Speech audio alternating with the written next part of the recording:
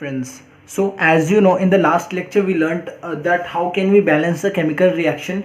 Today we will be learning about the types of chemical reaction, which includes combination reaction, displacement reaction, double displacement reaction, and decomposition reaction.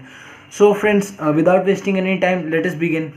So today we will be beginning with the definition of chemical reaction, then moving on to the combination reaction, and then learning all the four types of chemical reactions. So first is definition of chemical reaction. Chemical reactions are classified into the following four types of accordance with the nature and the number of reactants and the products. So from this we can get that chemical reactions are classified in the nature and the number of reactants and products. So first one is combination reaction.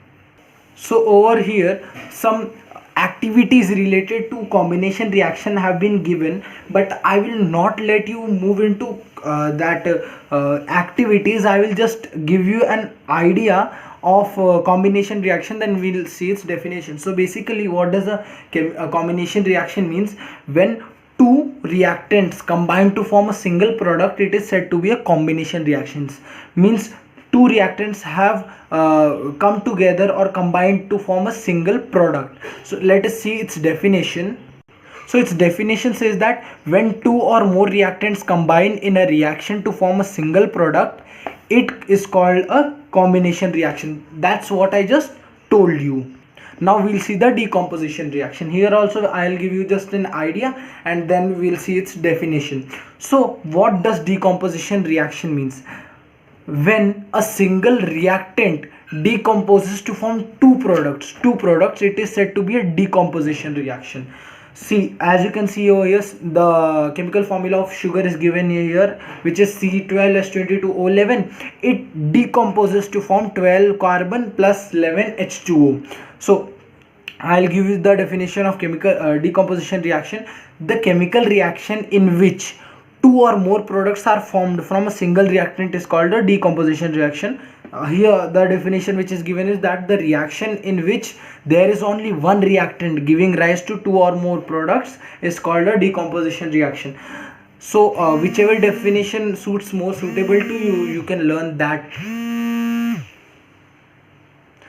Now the next one which we will be learning is displacement reaction.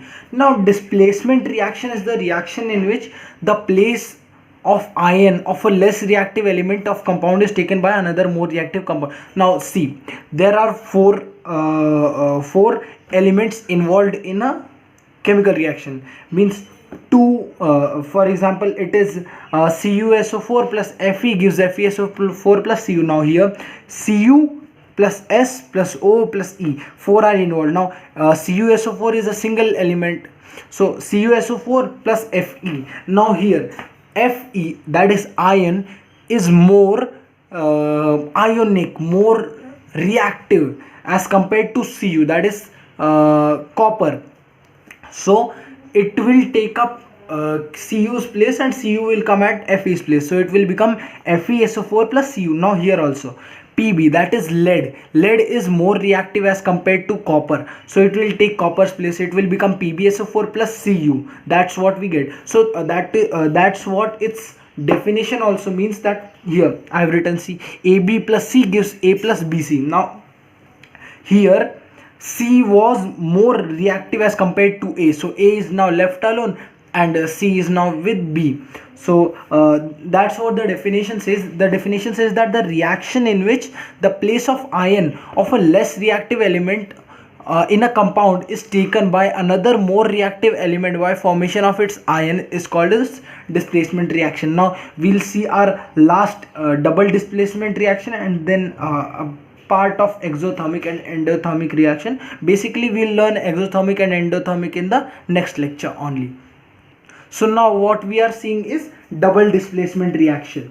So double displacement reaction is nothing but where you can see AgNO3 plus NaCl 2 gives AgCl plus NaNO3 2.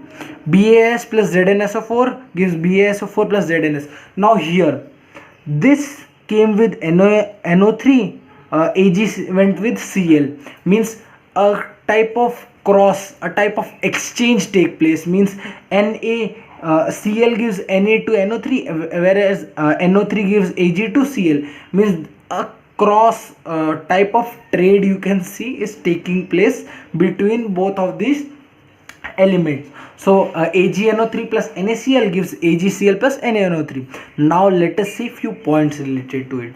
We have seen in the equation 9, which I made you see in the last lecture, that a white precipitate of silver chloride is formed by an exchange of silver and sodium ions present in the reactants.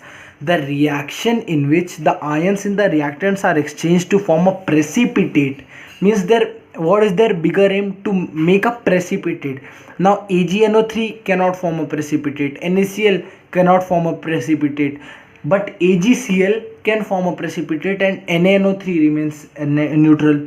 So BaS also cannot form a precipitate, ZnSO4 cannot form a precipitate, but BaSO4 remains normal, but ZnS can form a precipitate. So their bigger aim is what? To just that to get precipitate. Means their bigger aim is to just derive precipitate by changing the ions.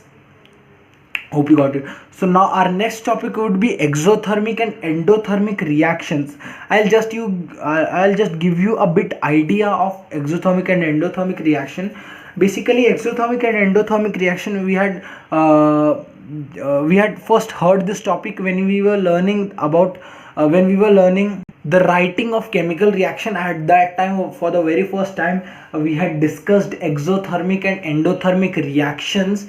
So basically, exothermic reaction means where heat is liberated, and endothermic reaction means where heat is used. Means for example, there is a chemical reaction taking place, so two elements combine, out of them another products are formed, but along with that the product, heat is also liberated, heat also comes out, so it is said to be exothermic as heat is coming out.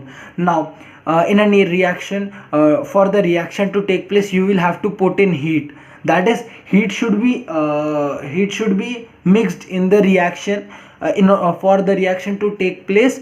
So it is said to be endothermic because there heat is consumed, heat is taken away. So friends, we will be learning exothermic and endothermic processes in the next lecture. So that is it for today. So hope you got to learn something from this video, and do like the video, share with the family and friend, also subscribe to our channel for more such videos. You can also put in your question down below in the comment box so that we can help you out with the problems.